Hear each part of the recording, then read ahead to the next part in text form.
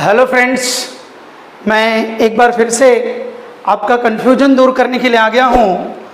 SIP versus lump sum means कई लोगों का एक क्वेश्चन है, एक डाउट है कि सर एसआईपी करना सही है या वन टाइम इन्वेस्ट करना। लमसम मतलब कैसा होता है कि जैसे आपके पास 50,000 रुपीज़ आया, आपने वन टाइम 50,000 मार्केट में इन्वेस्ट कर दिया, म्यूचुअल फंड में डाल दिया।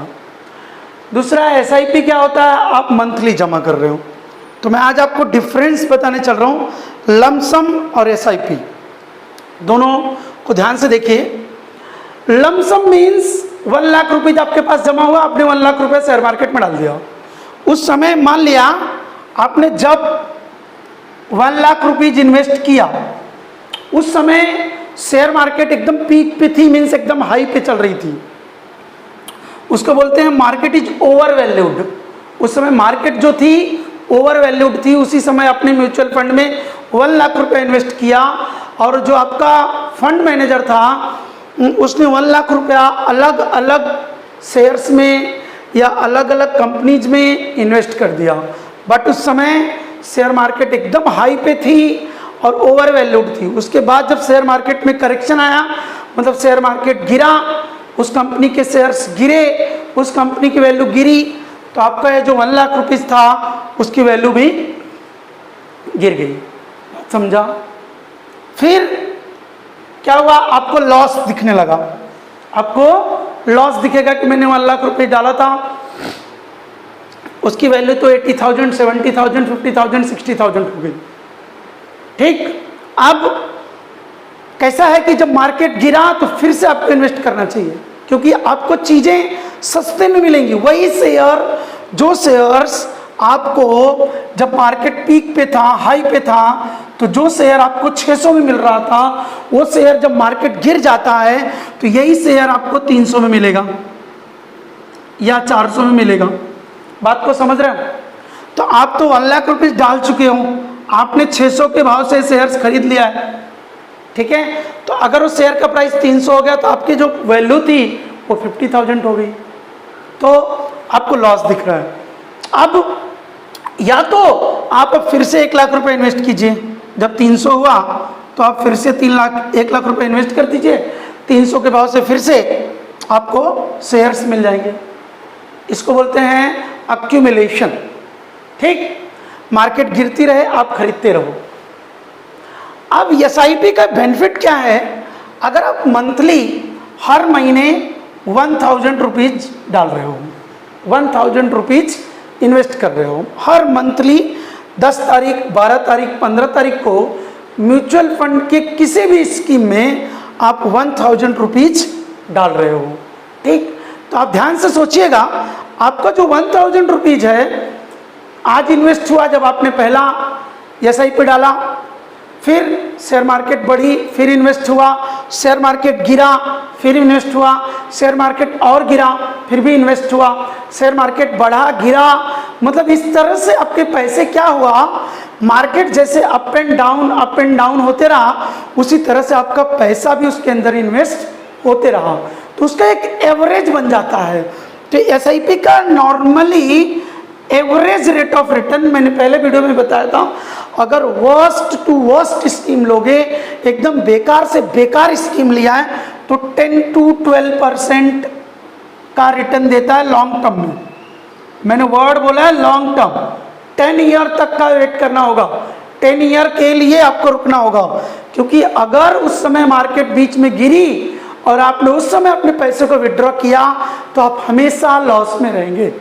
इसलिए कोई भी वीडियो देखकर या किसी की भी बातें सुनकर आप एसआईपी या म्यूचुअल फंड में मत घुस जाइए। उसके लिए पर्टिकुलर एडवाइजर से डिस्कस कीजिए, डिस्कस करने के बाद ही कोई भी एसआईपी लीजिए।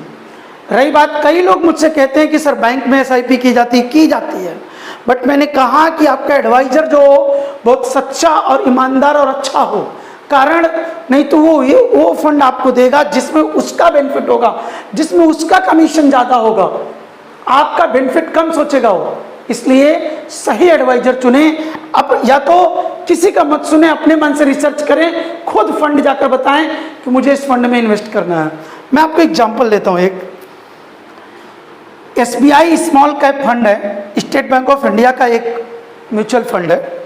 थोड़ा सा इसका रिसर्च देखिएगा। इसका 1 ईयर का रिटर्न 20.21% है, 3 ईयर का रिटर्न 33.76% है, 5 ईयर का रिटर्न 25.65% है। काफ़ी अच्छा रिटर्न ये दे रहा है ये फंड।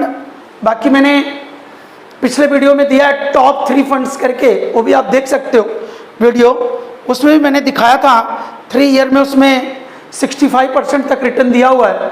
तो अगर आपका एडवाइजर, आपका फाइनेंशियल सलाहकार, आपका फंड मैनेजर आपके पैसे को सही तरीके से सही कंपनी में लगाता है तो आपको रिटर्न बहुत अच्छा होगा माय डियर।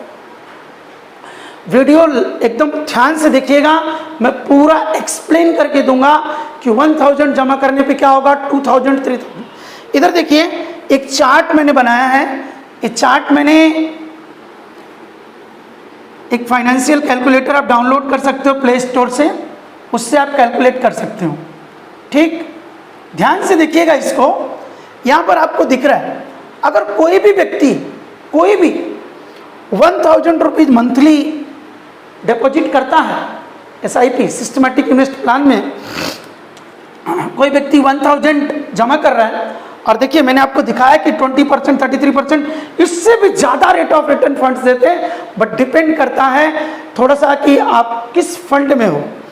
मैंने क्या रेट ऑफ रिटर्न पकड़ा, देखिए 15% का रेट ऑफ रिटर्न पकड़ा। मैं ऐसा मानता हूं कि 20 ईयर्स तक आप इन्वेस्टेड रहोगे और आपका टोटल इन्वेस्टमेंट हुआ 2,40,000, मतलब इतना आपने जमा किया, और 10,89,205 ये आपको रिटर्न मिलेगा शेयर मार्केट से या म्यूचुअल फंड से, ये आपको रिटर्न मिला। आपकी जो मैच्योरिटी वैल्यू हुई 13,29,205, 13,29,205 रुपया आपकी एक्चुअल मैच्योरिटी वैल्यू हुई आफ्टर 20 ईयर्स। ये तो आपने 1000 रुपीज का कंपाउंडिंग पावर देखा। कंपाउंडिंग में बड़ी ताकत है, कंपाउंडिंग में बड़ा पावर है।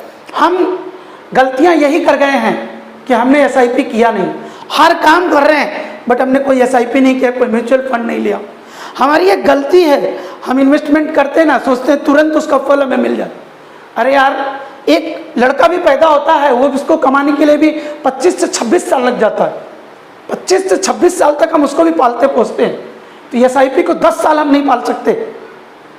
एक हम पेड़ लगाते हैं, आम का पेड़ लगाते हैं, किसी भी चीज़ का पेड़ लगाते हैं, उसका पालन पोषण करने के लिए भी हम 6 से 7 साल रुकते हैं, तब जाकर उसके अच्छे फल की उम्मीद करते हैं। ठीक है, तो इसी तरह से अगर हम SIP और म्यूचुअल फंड करें तो क्यों ना हमारा ग्रोथ होगा, 100% ग्रोथ होगा। ध्यान दीजिए, और कोई भी चीज़ें मैं इसमें झूठ नहीं बता रहा हूँ, बट बार बार कह रहा हूँ mutual funds are subject to market risk. ये सही बात है। म्यूचुअल फंड का जो रिटर्न होता है वो अस्थायी नहीं होता है, मार्केट पे डिपेंड करता है। पास्ट रिटर्न हमेशा गारंटीड नहीं होंगे, तो इसलिए थोड़ा तो रिस्क माय डियर लेना पड़ेगा। ठीक है, लेकिन अगर आप लॉन्ग टर्म के लिए जाते हैं तो रिस्क इज मिनिमाइज्ड, आपका रिस्क बहुत कम हो जाएगा। अब आप गलती क्या करेंगे, मैं 2000 रुपये महीना जमा कर रहा हूँ, साल भर 2 साल जमा किया, उसके बाद कहोगे कि अब तो मुझे जल्दी से विड्रॉ करना है, उसमें दिख रहा है आपको 50,000 लाख रुपए हो गया, आप बोलोगे जल्दी से विड्रॉ करना है। आपने विड्रॉल के लिए कहा और तब तक मार्केट डाउन हो गई या मार्केट गिर गई, तो आपको लॉस हो जाएगा, आपका लॉस दिखने लगेगा।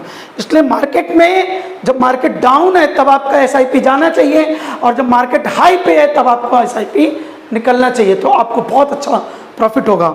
मैं फिर कह रहा हूँ कि स्टूडेंट्स के लिए भी ये वीडियो है, ताकि हर स्टूडेंट को बचपन से ही पता हो, प्रत्येक बच्चा, प्रत्येक व्यक्ति, प्रत्येक citizen at the age of 18, at the age of 20 SIP कर देना चाहिए। उसका रीजन मैं बता रहा हूँ, इधर देखिएगा। अगर कोई लड़का या कोई लड़की या कोई भी व्यक्ति 2000 की SIP कर देता है, और मैं रेट ऑफ रिटर्न मान लेता हूँ SBI स्मॉल कैप फंड में उसने किया या इसके जैसे किसी फंड में किया जो कि बहुत अच्छा रेट ऑफ रिटर्न दे रहा है, उसमें 20% का उसका रेट ऑफ रिटर्न पकड़ूँ मैं, 25 ईयर का टर्म है, 25 ईयर अगर पकड़ूँ मैं, 25 ईयर, अगर at the age of 20 year वो कर लेता है तो आप 25 ईयर पकड़ेंगे तो उसकी एज होगी 45 ईयर, बहुत ज़्यादा एज नहीं होती 45। इस टाइम पे आप देखिए उसको 1,25,00,000 रुपीज बहुत आसानी से मिल जाएगा, अप्रॉक्सीमेटली 1,26,00,000 रुपीज उसकी मैच्योरिटी वैल्यू होगी। 1,26,00,000।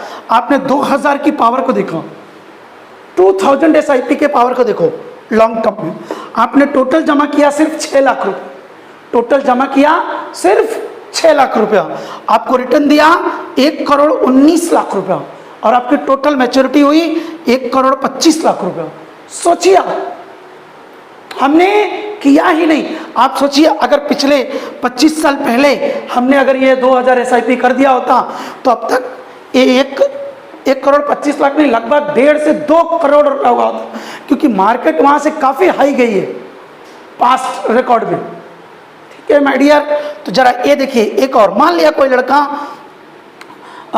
20 साल की एज पे या 18 साल की एज पे SIP कर देता, 18 साल की SIP, 18 साल की एज पे मान लिया उसकी पेमेंट है, कहीं अच्छी जगह पे जॉब कर रहा है, मान लिया उसको 15 से 20,000 रुपये पगार है, बहुत ज़्यादा नहीं पकड़ रहा हूँ, 15,000 20,000 रुपये उसको पेमेंट है, 20 साल एज, और 3,000 की SIP कर लेता, 3,000 की SIP कर लेता।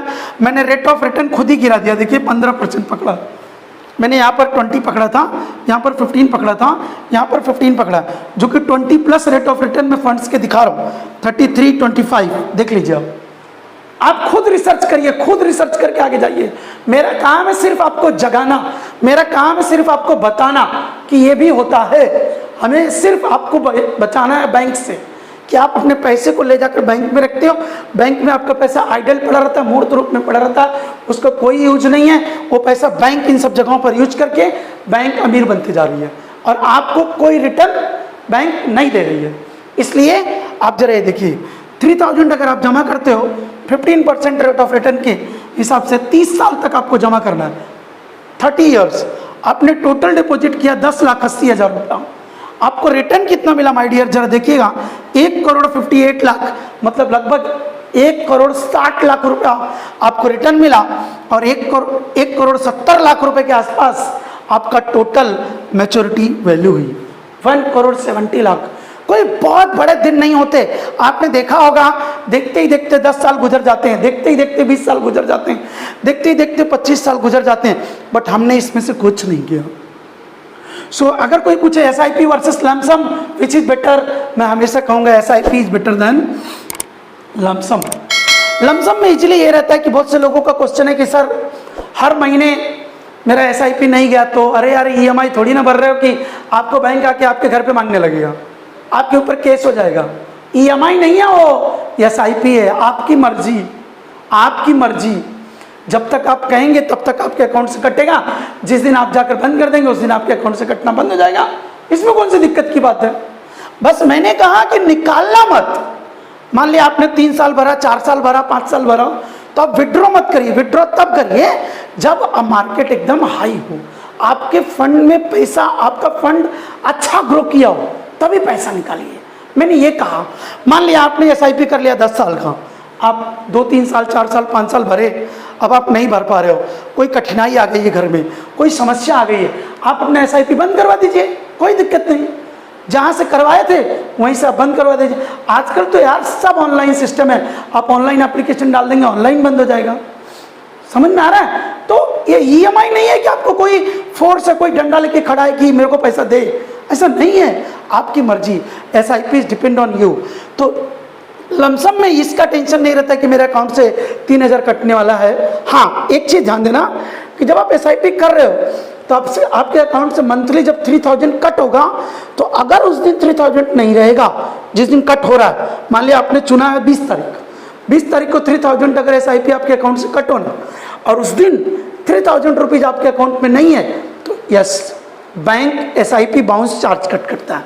जैसे चेक बाउंस चार्ज लगता है, वैसे SIP बाउंस भी चार्जेस लगता है। ये बात आप ध्यान दीजिएगा। इसलिए जब आप SIP कर रहे हो तो ध्यान से 1,000, 2,000, 3,000 जो भी है वो आपके अकाउंट में मेंटेन रहना चाहिए।